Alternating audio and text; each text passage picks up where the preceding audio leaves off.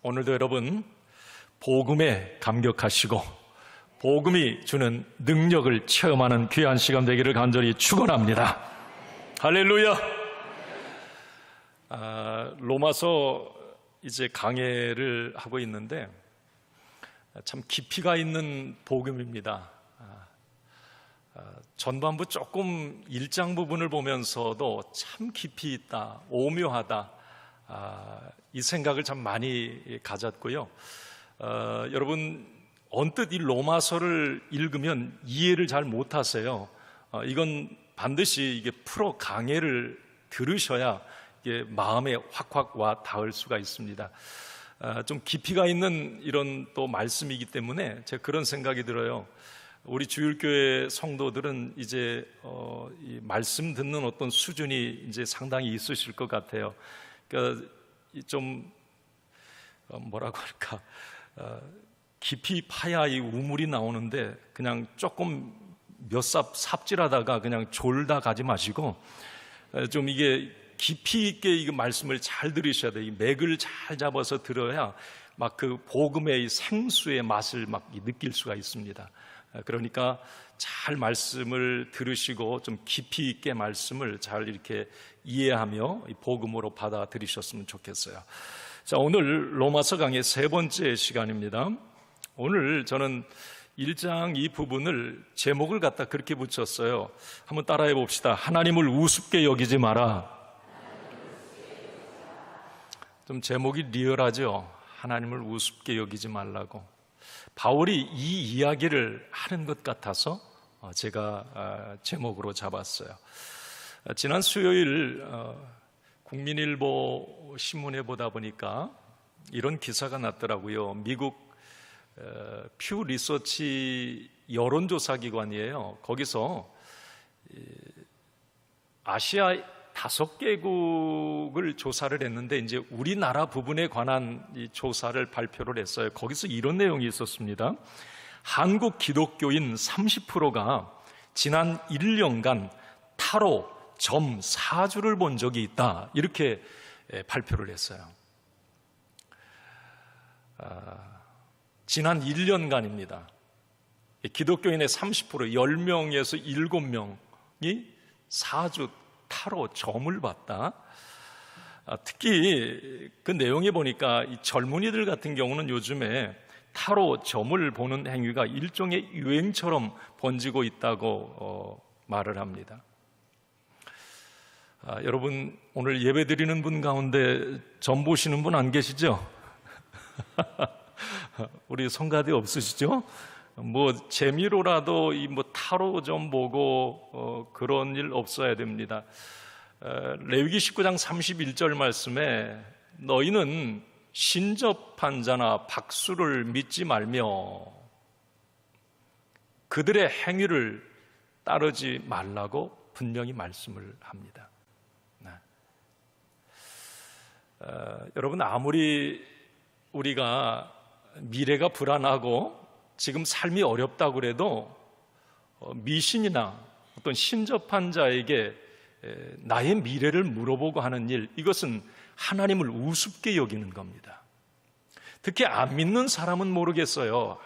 그렇지만 믿음의 사람이 이런 모습이 있다면 이건 하나님을 알면서 무시하는 행위가 되는 거예요.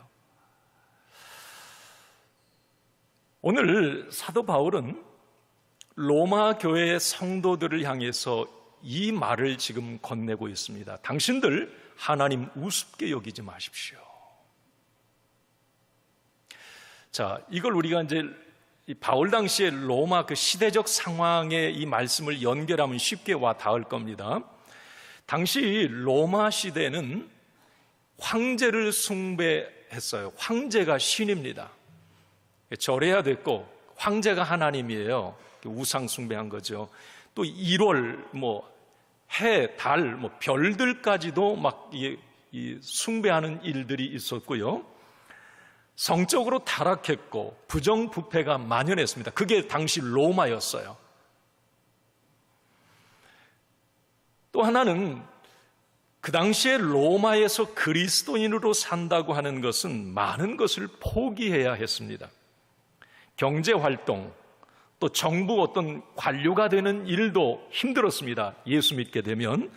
그래서 사회적 불이익을 당하고 심지어는 죽음까지도 각오해야 했습니다. 그래서 그 당시에 어떤 일이 있었느냐면 그리스도인이 되었다가 이제 예수 믿는 게 너무 힘든 거예요. 환경적으로 불이익을 당하는 일에서. 그러니까 다시 불신앙으로 돌아가는 일들이 상당히 많았습니다. 바울은 그걸 너무 잘 알고 있었어요. 그래서 오늘 바울은 힘든 환경에서 예수 믿는 그들에게 다시 한번 확실한 복음 위에 설 것을 강력하게 촉구하는 내용이 바로 오늘 본문 말씀입니다. 하나님을 우습게 여기는 일이 너무 많았던 거죠. 예수 믿다가 어떤 어려운 일 때문에 다시 옛날로 돌아가고, 하나님이 계시다는 걸 알면서도 내 삶이 지금 힘드니까 우선 먹고 사는 것 때문에 하나님을 무시하고, 이런 일들이 당시 로마 시대에 너무 많았어요. 그런데 제가 생각해 봤습니다. 이건 로마 시대에만의 문제는 아니에요. 오늘 이 시대도, 우리가 살고 있는 이 시대도 너무 흡사한 그런 일들이 많습니다. 지금 이 시대의 어떤 가치관이나 문화, 경제, 사회적 흐름이 그 당시 로마 상황과 너무 비슷합니다. 그래서 저는 오늘 바울의 권면은 이 시대를 살아가는 우리 그리스도인을 향한 어떤 따끔한 충고가 아닐까, 그런 생각을 합니다. 자, 그러면 오늘 그 시대를 향한 바울의 복음적 권면, 오늘 이 부분을 우리가 눈여겨봐야 됩니다. 예수 믿었다, 그리스도 안에 들어왔다가 다시 불신앙으로 빠져들어가는 그들을 향한 바울의 일침, 복음적 선포, 선언, 그게 바로 16절과 17절 말씀입니다. 이 부분은 제가 지난 시간에 그냥 성경 구절만 읽고 설명을 못했어요. 말씀을 못 드렸습니다. 오늘 그 부분을 같이 한번 읽어보도록 하겠습니다. 16절과 17절, 오늘 이 말씀은 로마서의 주제이기도 하고 아주 중요한 복음의 핵심이 이 16절과 17절에 담겨 있습니다. 한번 같이 읽겠습니다. 시작. 내가 복음을 부끄러워하지 아니하노니 이 복음은 모든 믿는 자에게 구원을 주시는 하나님의 능력이 됨이라. 먼저는 유대인에게요, 그리고 헬라인에게로다. 복음에는 하나님의 의가 나타나서 믿음으로 믿음에 이르게 하나니 기록된 바 오직 의인은 믿음으로 말미암아 살리라 함과 같으니라. 아멘. 여러분, 오늘 이 16절과 17절, 로마서 1장에서 16장까지 전체 말씀의 주제가 오늘 이 두 절입니다. 오늘 이 두 절의 말씀이 재해석되고 선포될 때마다 역사가 바뀌었고 사람이 바뀌었고, 많은 종교개혁자들이 이 두 절 말씀 앞에 무릎을 꿇었고 종교개혁에 불씨를 지폈던 말씀이기도 합니다. 너무 중요한 말씀이에요. 사실 이 말씀은 어떻게 보면 저와 여러분들에게도 복음이고, 오늘 이 두 절 말씀은 우리를 살린 말씀이기도 합니다. 바울은 당시에 로마 교회 성도들에게 당신들 다른 복음 믿지 말고 바로 이 복음으로 무장하라고, 그리고 흔들리지 말라고 권면을 하고 있습니다. 자, 그러면 구체적으로 오늘 따라합시다. 복음적 구원관. 여러분, 구원관이 흔들리면 믿음 펑크난 거예요. 당신 구원받으셨습니까? 라고 말하면 아멘, 나는 구원받았습니다 라고 확신 있게 말해야 되는 거예요. 이 근거가 바로 이 오늘 두 절 복음적 구원관이 확실히 잡혀야 됩니다. 그 당시에 로마 시대의 많은 성도들이 이 구원관이 흔들렸습니다. 그러니까 자꾸 예수 믿다가 다시 세상으로 돌아가고 불신앙에 빠지고 이 복음적 구원관이 왔다 갔다 했던 거예요. 그래서 사도 바울은 오늘 로마 교회 성도들을 향해서 이 복음적 구원관을 확실하게 말하고 있습니다. 자, 그러면 이 복음적 구원관의 텍스트는 16절인데 16절을 한번 다시 보여주세요. 자, 같이 한번 읽습니다. 시작. 내가 복음을 부끄러워하지 아니하노니 이 복음은 모든 믿는 자에게 구원을 주시는 하나님의 능력이 됨이라.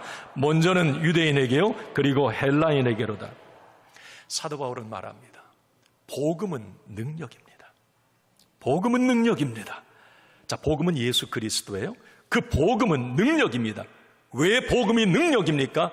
이 복음은 모든 믿는 자들에게 구원을 주시는 하나님의 능력이 그 복음 안에 있습니다. 그 예수 그리스도를 믿는 자는 구원을 받는 그 능력이 그 복음 안에 담겨 있습니다. 그래서 복음은 능력입니다.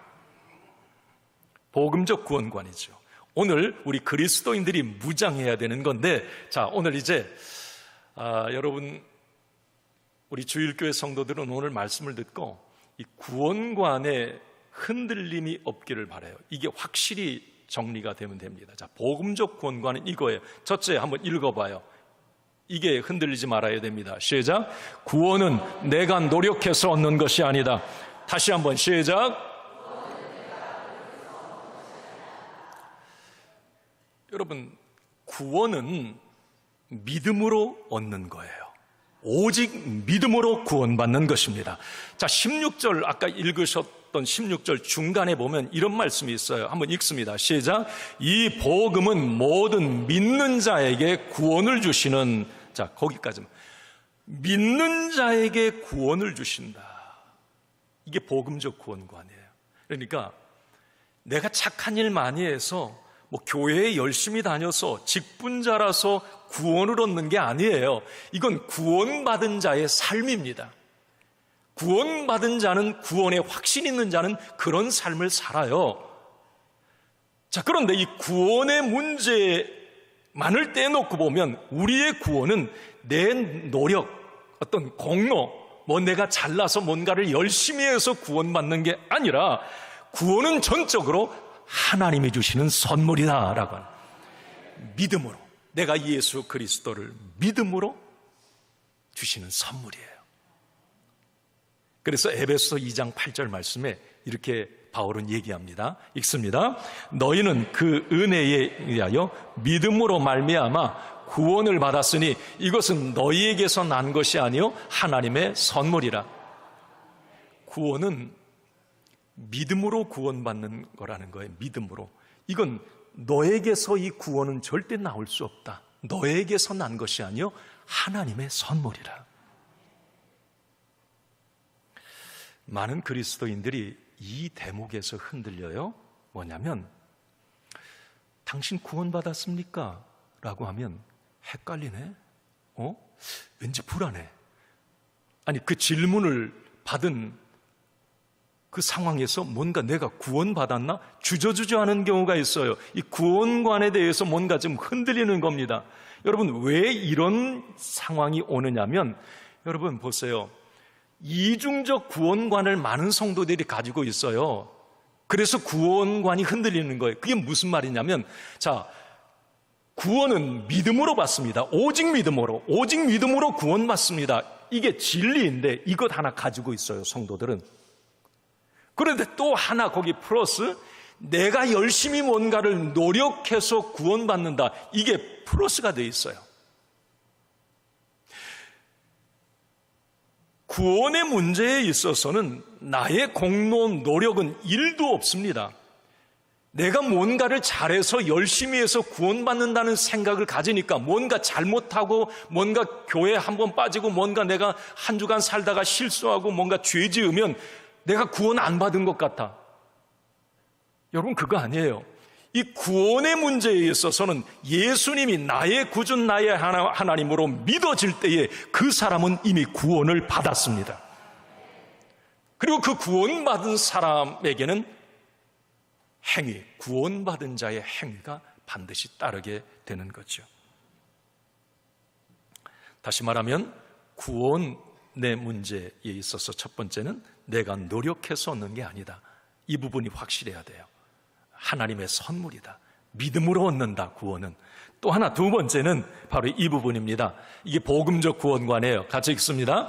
구원은 오직 예수 그리스도를 통해서만 얻을 수 있다. 자, 아까 16절 중간에 다시 한번 보면 이 복음은 모든 믿는 자에게 구원을 주시는, 또 여기 믿는 자, 믿음으로 구원을 받는데 무엇을 믿느냐? 누구를 믿느냐 말이에요. 누구를 믿어야 구원을 얻는가? 오직 예수 그리스도를 믿는 자에게 구원을 주신다라는 거죠. 그러니까 이 말은 구원은 오직 예수 그리스도를 통해서만 가능하다는 겁니다. 사도행전 4장 12절 말씀에 이런 말씀이 있죠. 한번 읽어볼까요? 다른 이로서는 구원을 받을 수 없나니 천하 사람 중에 구원을 받을 만한 다른 이름을 우리에게 주신 일이 없음이라 하였더라. 다른 이름으로서는 구원을 받을 수 없대요. 하나님이 말씀하신 그 사도행전에 구원을 받을 만한 어떤 다른 이름이 없다는 겁니다. 오직 예수 그리스도의 이름, 그 이름을 믿을 때에 구원을 받게 된다는 것이에요. 이거 우리 기독교인들은 이 부분에 아멘 그러는데, 여러분 교회 안 다니는 분들은 상당히 기분 나빠해요. 이 대목에서. 아니, 왜 예수 그리스도만 믿어야 구원을 받는데? 너무 기독교 독선적이고 이기적인 것 아니야?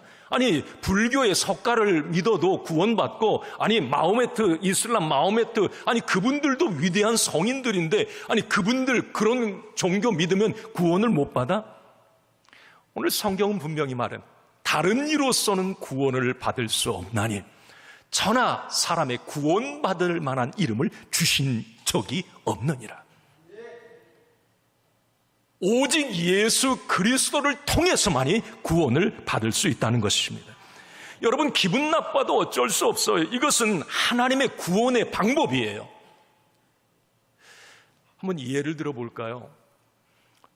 서울대를 간다고 해봅시다. 그러면 서울대에서 내는 시험이 있어요. 그 시험에 합격해야 서울대를 갈 수 있어요. 왜 기분 나쁘게 왜 이 문제를 냈냐고, 왜 이거 합격해야 나 서울대 가냐고. 아니, 다른 학교는 그런 문제 아니던데 따질 필요 없어요. 그럼 안 가면 되는 겁니다. 만약에 회사, 어떤 회사가 좋은지 예를 든다면 삼성에 내가 가고 싶다.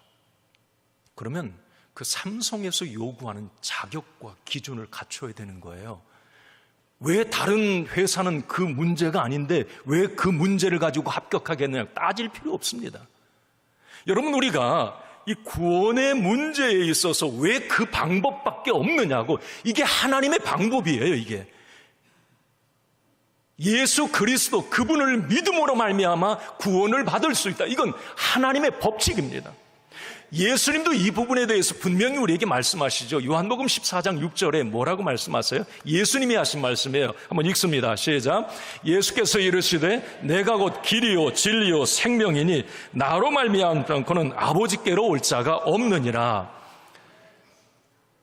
나로 말미암지 않고, 나가 누구? 예수님을 통하지 않고는 절대 천국 갈 수 없고 구원을 받을 수가 없다는 거예요. 예수님, 당신 자신이 하나님께로 가는 구원의 유일한 길이고, 예수님만이 진리이고 하나 진리, 그리고 생명이라는 겁니다. 다른 방법을 통해서는 아버지께 갈 수가 없다는 거예요. 제가 가끔 수리산에 오르는데, 저는 이렇게 신안 초등학교 쪽을 통해서 이렇게 이제 올라가는 길이 있어요. 그런데 수리산 좀 정상 정도 이렇게 가보면 올라오는 길들이 엄청 많아요. 맞아요, 여러분. 세상에서 진리라고 말하는 것들은 다른 길들이 많이 있어요. 하는 방법들이. 자, 그러나 여러분, 천국 가는 길은, 구원을 얻는 길은 오직 한 길, 한 진리밖에 없습니다. 이건 따질 필요가 없어요. 그건 어쩔 수 없는 하나님의 방법이에요. 이게 복음적 구원관인데, 자, 믿음으로 우리가 구원을 받게 되고 예수 그리스도 그분을 통해서만이 구원을 받게 된다. 이게 이제 복음적 구원관인데, 자, 그러면 이런 질문을 할 수 있어요. 아니, 구원받는 게, 천국 가는 게 그렇게 쉬워? 아니, 믿으면 되잖아.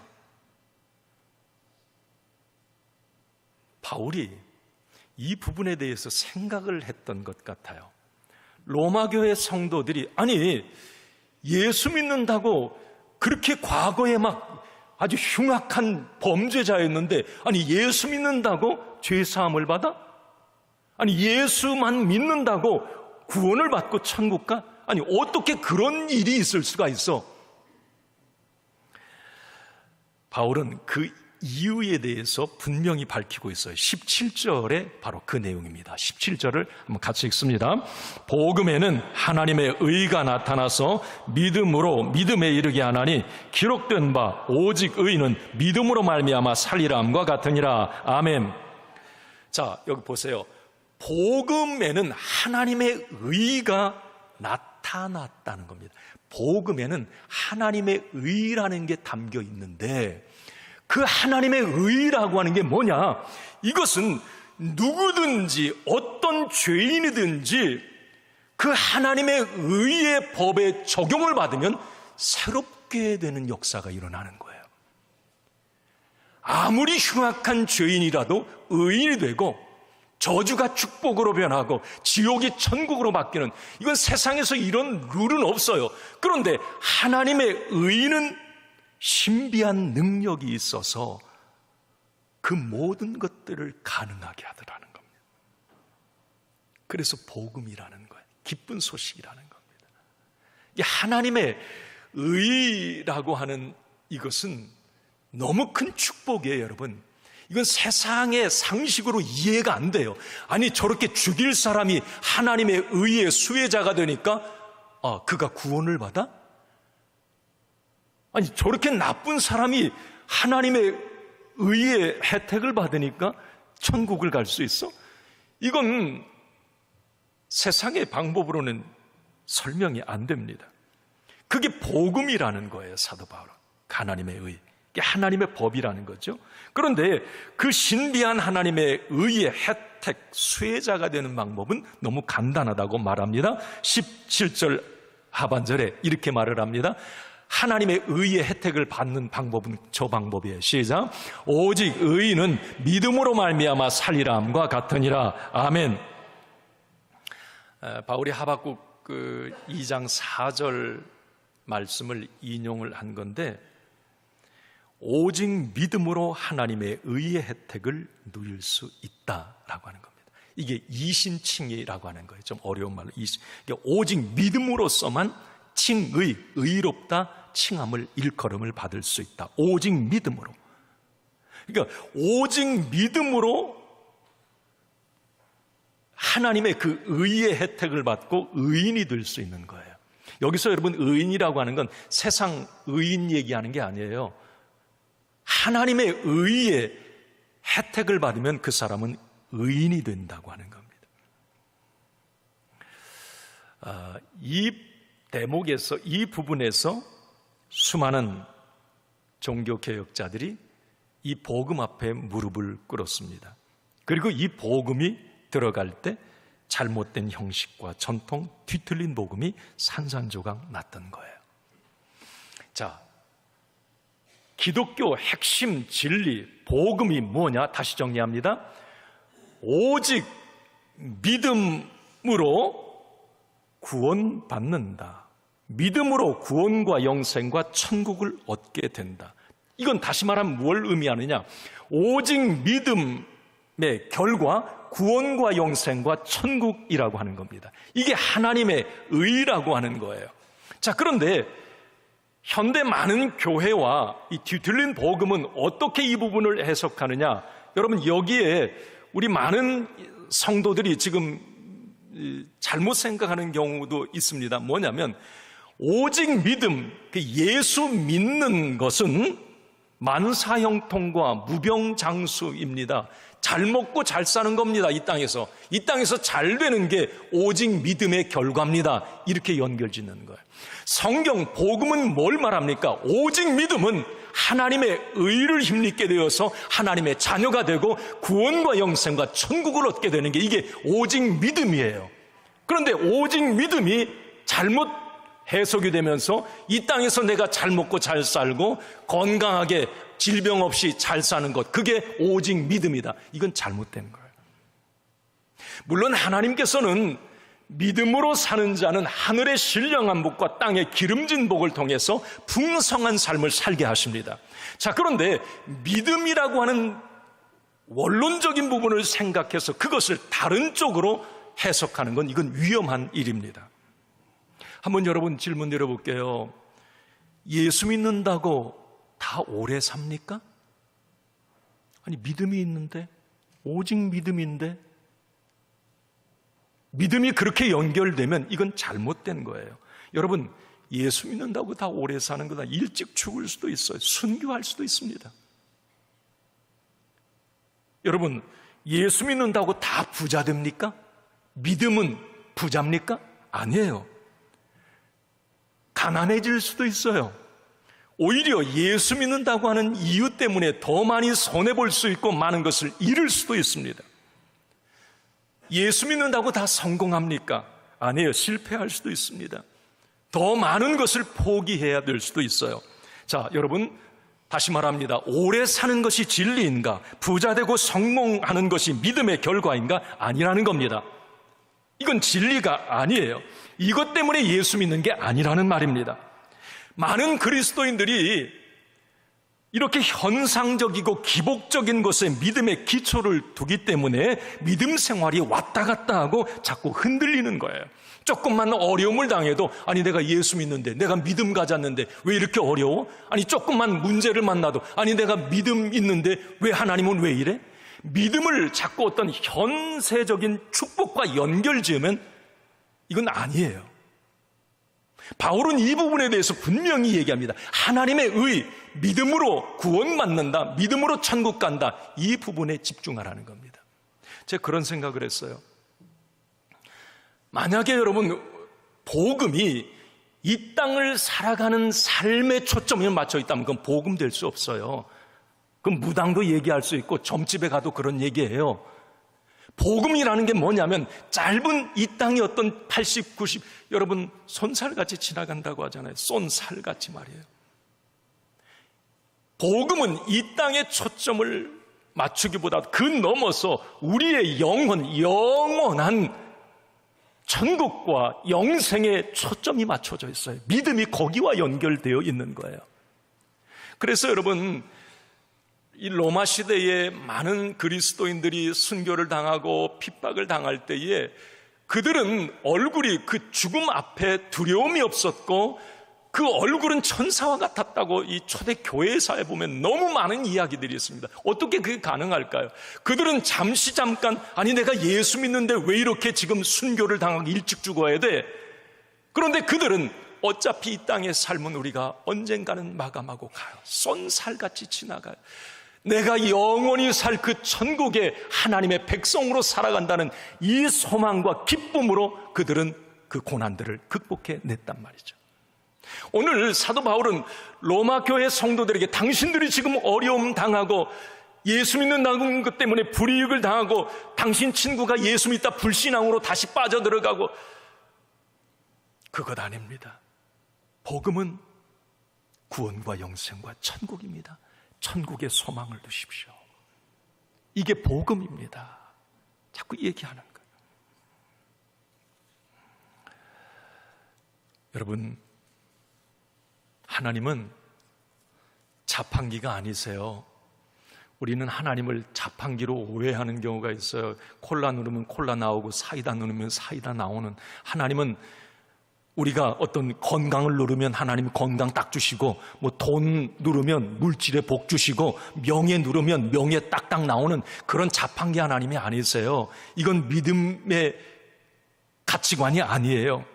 오늘날 그런데 교회가 이런 어떤 부분에서 복음을, 믿음을 값싼 복음으로, 값싼 믿음으로 전락시키는 그런 사례가 너무 참 많습니다. 여러분, 다시 말하지만 복음의 핵심은 오직 예수 그리스도입니다. 그리고 믿음의 결과는 하나님의 의를 통해서 주시는 구원과 영생과 천국입니다. 이것 때문에 예수 믿는 것, 이게 복음의 진수예요. 이 복음으로 무장해야 우리는 이 땅에 어떤 어려움에도 끝까지 승리할 수 있다는 겁니다.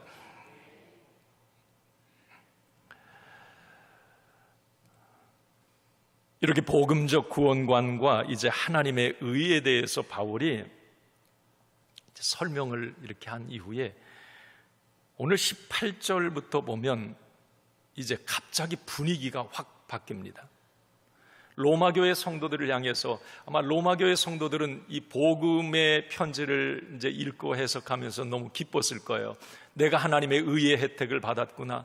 복음은 이 땅에 초점이 맞춰져 있지 않구나. 믿음으로 산다고 하는 건 이 땅의 삶을 잘 살아내서 그 믿음으로 구원과 영생과 천국을 얻는 거구나. 이걸 깨달아서 이제 기뻐하는 그들에게 바울은 곧바로 하나님의 진노에 대해서 이제 이야기를 합니다. 그러니까 하나님에게 포커스를 맞춰 있다가 이 초점이 사람에게로 옮겨져요. 그러면서 그 모든 사람은 하나님의 의가 필요합니다 라고 이렇게 결론을 맺습니다. 자, 그러면 왜 모든 인간에게는 그 하나님의 의가 필요한가? 하나님의 신비한 능력이 있는 하나님의 의의 혜택을 받아야 되는가? 18절에 바울이 이렇게 얘기합니다. 18절입니다. 시작. 하나님의 진노가 불의로 진리를 막는 사람들의 모든 경건하지 않음과 불의에 대하여 하늘로부터 나타나나니. 이게 무슨 말이냐면, 자, 하나님의 진노가 있다는 겁니다. 그러니까 하나님의 의의 혜택을 받지 못하면 반드시 하나님의 진노가 임한다는 거예요. 그런데 하나님의 진노가 임하는 경우는 두 가지 사례를 얘기해요. 하나는 뭐냐면 오늘 18절에서 23절 오늘 본문입니다. 경건치 않음. 아까 좀 본문을 다시 띄워주시죠. 18절 좀 다시 한번 띄워줘 보세요. 자, 하나님의 진노가 불의로 진리를 막는 사람들인데 그 사람은 어떤 사람들이냐? 경건하지 않음과 불의에 대해서 하나님은 진노하신다 이렇게 말을 해요. 경건하지 않음과 불의. 자, 오늘은 이제 이 경건하지 않음에 대해서 제가 좀 살펴보고, 이건 하나님의 진노와 심판을 받게 된다는 거예요. 그러니까 경건하지 않음에 있으면 빨리 하나님의 의의 혜택을 받는 그 의의 영역으로 빨리 옮기라는 겁니다. 자, 이 경건하지 않음을 제가 가만히 이제 말씀 내용을 18절부터 오늘 본문 23절까지 보니까 이 경건하지 않음은 오늘 하나님을 우습게 여기는 것, 이게 경건하지 않음이에요. 자, 그러면 이 경건치 않음, 하나님을 우습게 여긴다는 게 뭘까? 오늘 바울은 두 가지로 설명하는데 말씀드리고 마칩니다. 첫 번째, 이게 하나님을 우습게 여기는 거예요. 그것이 경건하지 않음이에요. 한번 읽어봅니다. 시작. 하나님을 무시하는 것이다. 19절 말씀 읽습니다. 바울이 곧바로 설명을 해요. 자, 시작. 이는 하나님을 알만한 것이 그들 속에 보임이라 하나님께서 이를 그들에게 보이셨느니라. 자, 이게 무슨 말이냐면 하나님께서는 모든 인간에게 이성과 어떤 양심을 통해서 하나님이 존재한다는 것을 알게 하셨다는 거예요. 그러니까 여러분 그러잖아요. 하나님 없어. 하나님이 있긴 어디 있어. 하나님 보여줘봐. 막 그런 경우 있잖아요. 그 사람도 하나님을 인정하는 거예요. 그러니까 모든 사람에게는 하나님을 알만한 것을 하나님이 그 사람 인간에게 주셨다는 겁니다. 그런데 사람은 의도적으로 하나님을 모른 채 한다는 겁니다. 하나님을 쌩까는 거예요. 여러분, 쌩깐다는 말이 무슨 말이에요?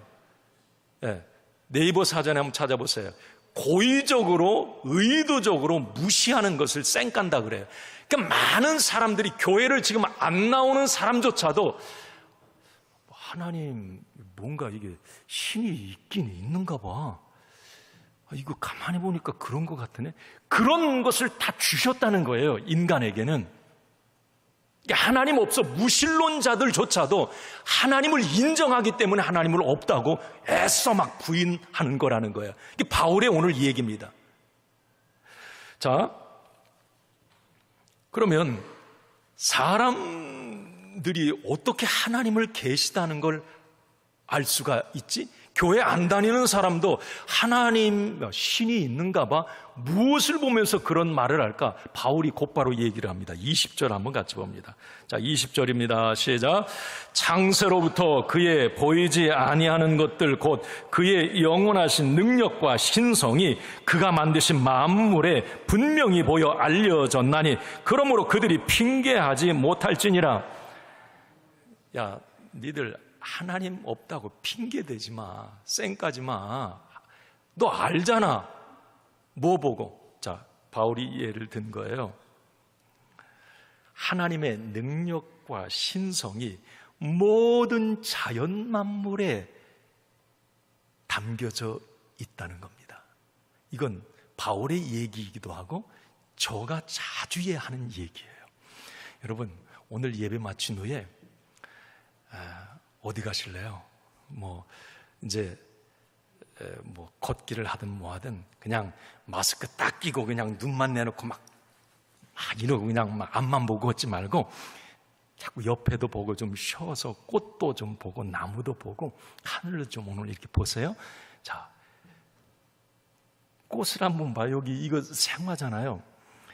제가 자주 말씀드리지만 이런 꽃을 사람이 이렇게 하나하나 여기 다 생명의 핏줄이 다 있어요. 이걸 사람이 만들 수 있을까? 어떤 나무, 이 자연을 한번 가만히 보세요. 산과 바다, 그 장엄한 절경들을 보면서 감탄을 하는데 그걸 사람이 만들 수 있을까? 우주, 여러분, 은하계, 이런 것들, 이 질서를 한번 보세요. 이걸 사람이 할 수 있을까? 하늘 나는 새를 가만히 봐요. 신비하지 않습니까? 가만히 한번 보고 있어봐요.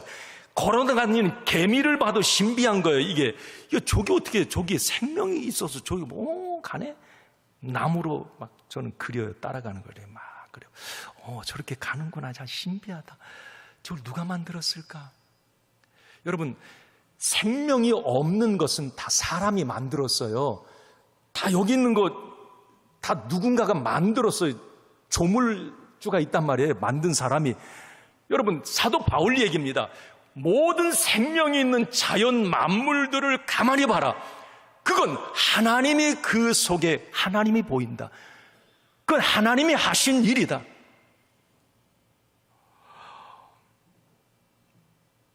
하나님이 창조자다. 그게 스스로 우연히 있는 줄 아느냐? 아니다. 깨끗한 양심과 이성을 가진 사람이라면 다 알 수 있다. 하나님이 계시다는 걸. 그 자연, 우주 만물을 가만히 들여다보면 하나님이 계시다는 걸 당신도 인정할 수밖에 없다. 그래서 여러분, 이 우주과학자들이 그렇게 많이 배운 카이스트 우주과학자들이 왜 그렇게 예수를 많이 믿습니까?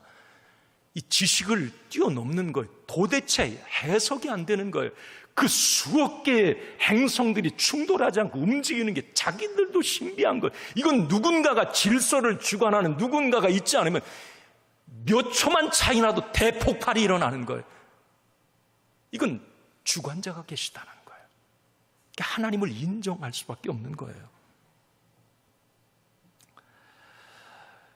여러분, 바울은 이렇게 조금만 눈을 돌려도 조금만 유심히 들여다보아도 하나님이 계시다는 걸 알 수 있는데 많은 사람들이 하나님 없어. 이게 쌩까는 거예요. 어떻게 하나님을 무시하는가? 바울이 구체적으로 얘기합니다. 이렇게 하나님을 무시한다는 겁니다. 21절입니다. 같이 읽습니다. 시작. 하나님을 알되 하나님을 영화롭게도 아니하며 감사하지도 아니하고 오히려 그 생각이 허망하여지며 미련한 마음이 어두워졌나니. 자, 저거 보세요. 하나님을 알되, 아니 모르면서 그런 게 아니에요. 하나님 신의 존재가 분명히 있다는 걸 인정을 알면서도 그분을 예배하지도 않아요. 찾지도 않아요. 감사하지도 않아요. 그것들을 누리면서 생각과 마음에 그 하나님이 싫어하는 것들로 가득 채워요. 이렇게 하나님의 존재를 알면서도 의도적으로 하나님을 무시하는 이 경건치 않음의 죄는 하나님의 진노가 임합니다. 이걸 얘기하는 거예요, 오늘 사도 바울이. 로마 교회 성도들은 아마 이 이야기를 듣고 상당히 아마 다시 이 세상을 봤을 것 같아요. 자, 마지막으로 여러분, 하나님을 우습게 여기는 것을 이렇게 바울이 얘기해요. 오늘 22절과 23절 이제 마지막 절에 한번 같이 읽어봅시다. 시작. 스스로 지혜 있다 하나 어리석게 되어 썩어지지 아니하는 하나님의 영광을 썩어질 사람과 새와 짐승과 기어다니는 동물 모양으로 우상으로 바꾸었느니라. 하나님을 우습게 여기는 걸 바울은 하나님 대신 다른 것을 섬기는 것, 이걸 하나님을 우습게 여기는 것으로 생각을 했어요. 사람들은 하나님을 의도적으로 이제 무시하게 되는데, 이 경건치 않음인데, 하나님을 무시한 결과가 어떻게 나타나는가? 그것은 숭배의, 이 경배의 대상을 바꾼다는 겁니다. 하나님에게서 사람, 새, 짐승, 동물로 바꾸게 된다는 거예요. 그러니까 하나님 신이 있다고 하는 걸 인정하면서도 그걸 못 믿겠는 거예요. 괜히 기분 나쁜 거예요. 괜히 예수님 믿어야 구원받는다, 기분 나쁜 겁니다. 하나님을 인정하면서도 그런 사람 많아요. 못 믿겠다는, 그러면서 그 사람들은 대체물을 만들어서 숭배를 하는데, 그게 오늘 사도 바울이 22절 23절 새와 사람과 짐승과 기어다니는 동물 모양을 만들어서 숭배하더라. 여러분, 이게 무슨 말이냐면, 모든 인간은 하나님을 경배하도록 창조가 되어 있어요. 그러니까 하나님의 형상을 따라 지음받은 인간은 하나님을 경배해야 돼요. 그런데 그분을 거부하면 다른 무엇인가를 경배해야, 숭배해야 되는 거예요. 그 숭배의 대상을 인간 스스로가 만들어낸다는 겁니다. 여러분, 인간이 스스로 신을 만드는 이유, 하나님을 거부하는 이유는 요 세 가지예요. 여러분, 왜 우상 숭배하는 줄 아세요? 왜 나무 깎아놓고 왜 손 비비고 왜 그렇게 하나님을 거부하는 이유이기도 해요. 첫째는 부담이 되지 않아요. 우상은 내 마음대로 이래라 저래라 할 수 있어요. 그런데 하나님 믿는 건 부담스럽거든요. 조종이 가능해요. 우상은 내 마음대로 대할 수 있어요. 기분 나쁘면 발로 한번 빵 찰 수도 있고, 그리고 내가 만든 신 우상은 언제든지 실증 나면 버릴 수 있어요. 마음에 안 들면 버리면 됩니다. 그래서 여러분, 많은 사람들이 쉬운 스스로 우상을 만든다는 겁니다. 새와 동물과 기어다니는 그런 형상들을 만들어서 숭배를 한다는 거예요. 이 어떤 종교학자가 세계 사람들이 섬기는 우상의 수를 조사해 봤더니 3,300만 개였다라고 얘기를 합니다. 이 팀 켈러가 책에서 얘기한 거예요. 3,300만 개. 거기서 그 얘기가, 인간은 끊임없이 하나님을 표절하는 표절자라는 겁니다. 표절한 하나님은 가짜라는 거예요. 그런데 스스로 만들어 놓은 우상, 그것을 하나님처럼 숭배한다는 겁니다. 이 부분에 대해서 사도 바울이 오늘 22절에 이렇게 얘기하잖아요. 이런 사람들을 보면서 한번 읽어봅시다. 시작. 스스로 지혜 있다 하나 어리석게 되어. 이런 사람들이 하나님의 진노, 심판을 받게 된다. 오늘 말씀을 마칩니다. 모든 인간은 나를 포함해서 죄의 경향성을 가지고 있습니다. 죄의 경향성, 하나님을 무시하고 하나님 대신 다른 것을 섬기려는 죄성을 가지고 있다는 말이에요. 이것은 사단 마귀의 전략이기도 합니다. 그래서 마귀는 자꾸 우리를 하나님의 복음의 수혜자가 되는 것을 막습니다. 그래서 결국 하나님의 진노, 심판 아래 놓이게 하는 거죠. 이건 에덴 동산에서부터 시작이 됐습니다. 오늘 우리는 결단해야 합니다. 내 안에 있는 죄의 경향성, 하나님을 무시하고 다른 것을 숭배하려고 하는 죄성을 끊임없이 거부하고 복음 안에 살기로 결심해야 하는 것입니다. 그리고 복음적 구원관으로 확실히 무장하고 잘못된 기복신앙을 배격하고 오직 믿음으로 사는 저와 여러분이 되어야 될 줄로 믿습니다.